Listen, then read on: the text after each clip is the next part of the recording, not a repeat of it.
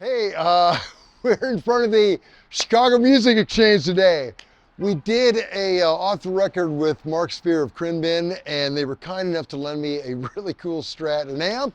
Just dropped it off, and I saw some cool guitars. Let's take a look, shall we? Come on in.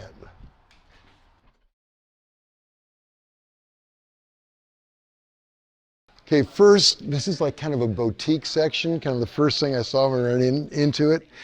And so this is Andy Powers. I know that he, with Taylor, started his own line, but I've never actually seen them or, felt them in the wild. And here they are. And they're really cool. I like this kind of George Jetson aesthetic. And I haven't plugged it in, but it's super light. It's comfortable. And frankly, the weirdness really appeals to me. Love that. It looks like candy. So that's cool. I like seeing Don't Drop. Like seeing Novo here. Very cool in this kind of boutique-y section. So that's cool. Over here, I think is the, oh no, there's Fano. Yeah, there we go. Again, it's just, I love that. Staple in the neck, telly in the bridge. Yeah, I love that, man. There's a lot of stuff I've never seen before here. And I see a lot of stuff.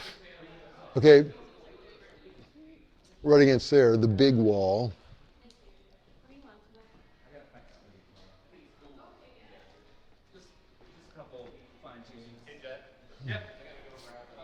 So, check this out. Chicago Music Exchange, they have a deal with Gibson, and I was talking to one of the employees who had designed several of these. They kind of say specifically what they want. 57 pickups, this crazy bass boat, finish. I love it. In a custom. And they've done several of them. Then they're kind of peppered throughout. But then I really dig. Now, these are just, the Les Paul recordings, are such weird guitars. And it's like, Les was just an endlessly creative guy. He never could stop. And so, he started with, in 52, what they gave him, he hated, and, so he had to make all these changes on it. And this, what he thought was like the ultimate version. It's super heavy, has these two jacks, all these crazy switches, phase, these low impedance pickups, never really became super popular, because I think what Les wanted was the cleanest, clearest tone, and turns out his Les Pauls had the greatest overdrive. So it's just I guess a different of aesthetics, but I love they've got two of them here. This one, Deluxe Daddy, and then right next door is the more plain Janer, but it's such a quixotic, crazy instrument. And they had two of them. Huh. Yeah. And then right over here is this 59 special. Just kind of hanging out amongst all the others. No big whoop. Okay, check out this.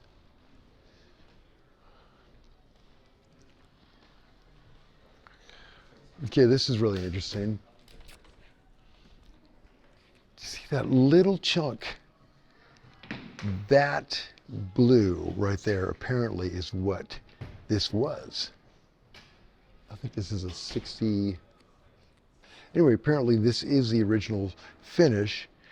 And you know, you see some of these custom shop Fenders, and they'll be like in the comments, oh, there's no way that could happen. No way it could get that kind of color. But this actually happened. This happened in the wild, just aged. I don't know if it's like nicotine getting to that blue or combinate. I don't know. Who knows?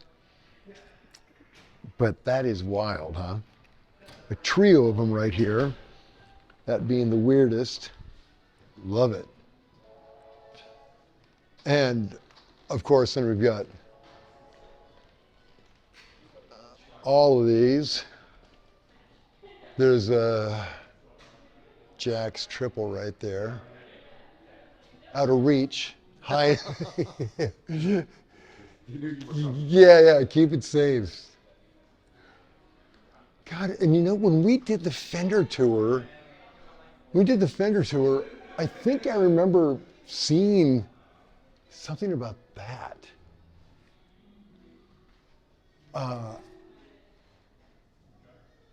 You know, look, you can see where it was like routed out for, I guess, a Floyd or a Kaler, and then brought back to the regular one with that wide range, and then two noiseless, and that weird graffiti coma. Oh, you know, is that Landau's? It might be, because Landau had something like that on his. I bet that is. I bet that's what that is. Huh. I don't know. I think it is. Put in the comment section if you think it is. I think it is coma. That's cool. Okay, come on over here. Okay, this. Always. Look at this. This is some Bartel. They've got a bunch of them in here. I've never even heard of this company, but they've got a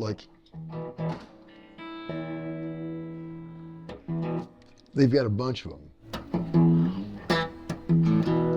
Really a great sounding amp, though.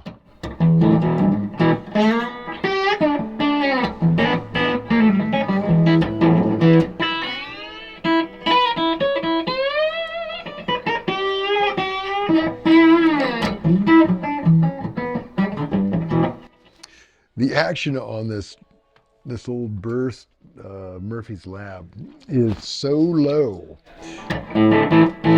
God, it sounds great though.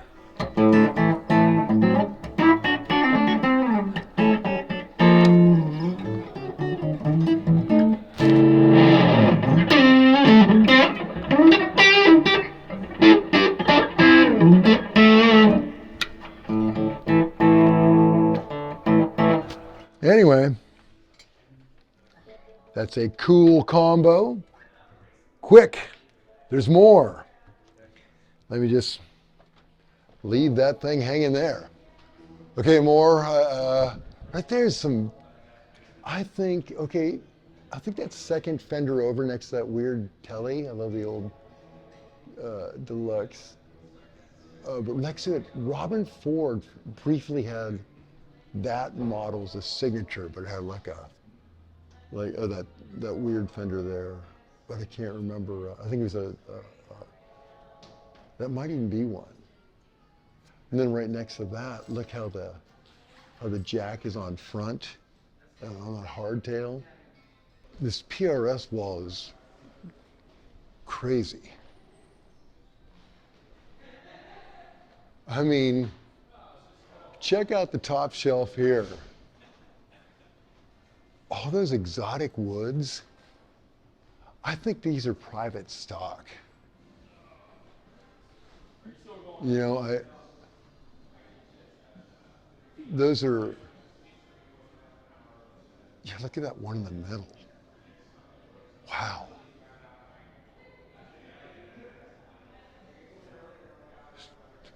Total one-offs.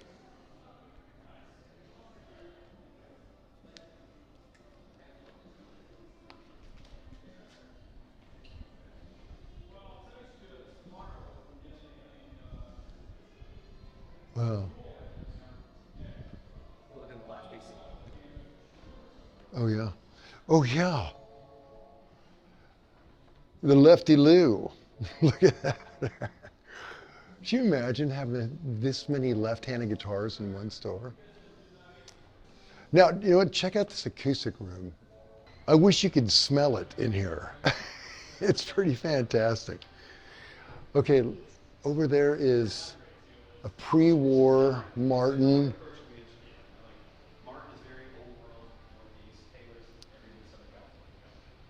Next to that old Epiphone Texan.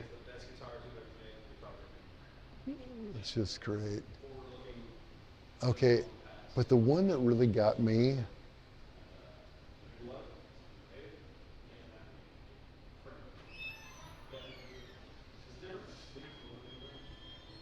okay, of all of these, the one, I think of everything in here, if I was going to buy one thing. Ask the guys up front, they have a better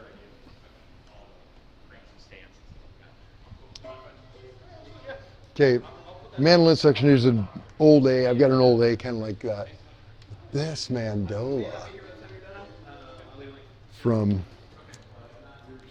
I don't know, 1910, I can't see, 1922.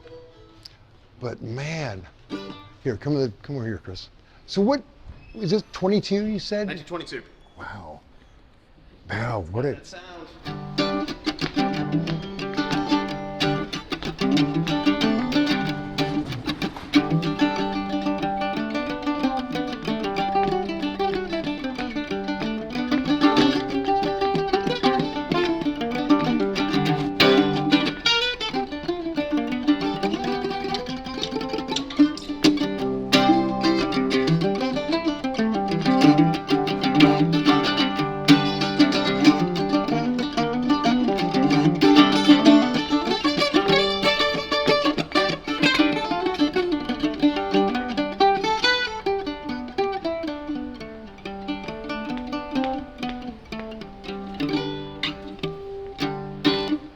Yeah, this thing's great, man.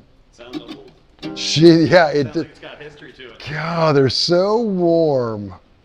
Okay, so I don't know. What's your wiggle room on this? Yeah, I know. Will I get a better deal if I negotiate on camera? Is that? No, because I don't want to give you. Yeah, right. Yeah. Oh, is it gonna be? It'll be such a good deal. He won't want his boss to know. Yeah. You can't leave evidence of what it. Yeah, right. Yeah, no evidence. Anyway, look at that thing. Okay, so what do you think? Should I get this thing?